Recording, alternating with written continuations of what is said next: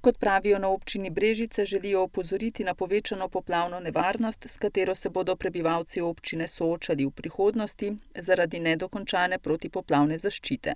Kot pove brežiški župan, je bilo sprva mišljeno, da bi se tako hidroelektrarna Brežice kot hidroelektrarna Mokrice gradili v sklopu enotnega prostorskega načrta in da bo sočasno z izgradnjo omenjenih elektrarn v celoti urejena protipoplavna zaščita v občini Brežice. Pa naj gre to od vasi Malnc, Krške vasi, Čatež, Mihalovce in pa seveda tudi Loče in pa Rivence. Kasneje so potem nekako nas prepričali, da naj gremo v dva postopka z namenom, da bo šlo hitreje, začela se gradnja hidroelektrarne Brežice in pa seveda, da bo tudi Mokrice bilo v tem pripravljen dokument in da bo se že praktično 2015. leta lahko skoraj končala Brežice in pa začele Mokrice. Skladno s tem so torej načrtovali protipoplavno zaščito v občini Brežice. Kajti dejstvo je, da poplavna varnost, ki se je zgradila v Krški vasi, bo funkcionalna samo sočasno z izgradnjo hidroelektrarn Mokrice, kajti je potrebno poglobiti Savo in pa narediti dodatne ukrepe tudi na poplavni varnosti Mokric, predvsem z namenom, da, kajti vemo, da zakon predpisuje, da se ne sme spremeniti režim ali pa nivo vode na mejnem prehodu.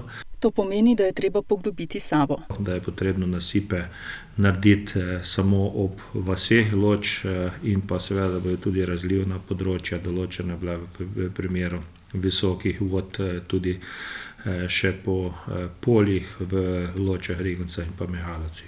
Hidroelektrarna Brežice se končuje, narejena je tudi protipoplavna zaščita v Krški vasi, a brez hidroelektrarne Mokrice ta ne bo funkcionirala, kot bi morala. Zgodilo se nam bo lahko to, da če bo prišlo do tako visoke vode, kot je bila v letu 2010, bojo ti nasipi prenizki in pomeni, da bo tako Krška vas, Malnca in pa vsi skupaj dodatno poplavljeni. Dokončani hidroelektrarni bi tako pomenili dokončno ureditev poplavne varnosti za več kot 1100 prebivalcev v prej omenjenih naseljih, ki so ob visokih vodah močno ogrožena. Vemo pa, da pač je prišlo do tega, da bi se morala začeti hidroelektrarna Mokrice že graditi v lanskem letu.